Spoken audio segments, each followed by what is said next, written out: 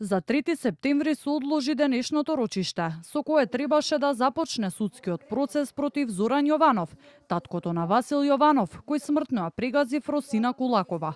Ниту Јованов, ниту неговиот адвокат Сашо Дуковски не се појавија на судењето, а судиката Снежана Марковска, која го судеше и Васил, кажа дека испратиле 2 покани до адресата на Јованов, кои биле вратени како неуредни.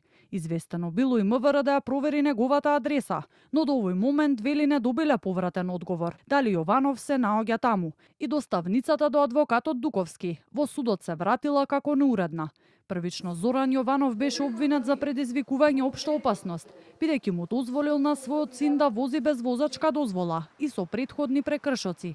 Сепак обвинителот Александар Марковски, кој исто така беше дел од предметот на Васил, соопшти дека поради нови докази обвинението е променето и сега тој се гони за загрозување на безбедноста во сообраќајот, со што максималната казна се намалува од 3 на 1 година затвор.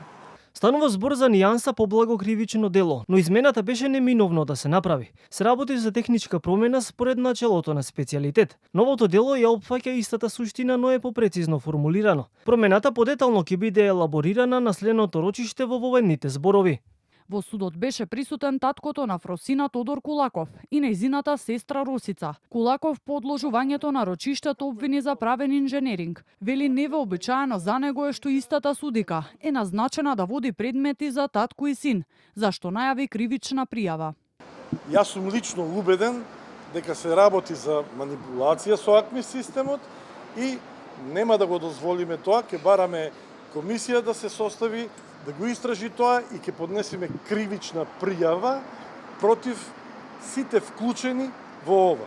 Судечкиот судија веќе сметаме дека се стекна со епитет судија на мафијата, бидејќи и Васо, убиецот, и татко му го суди.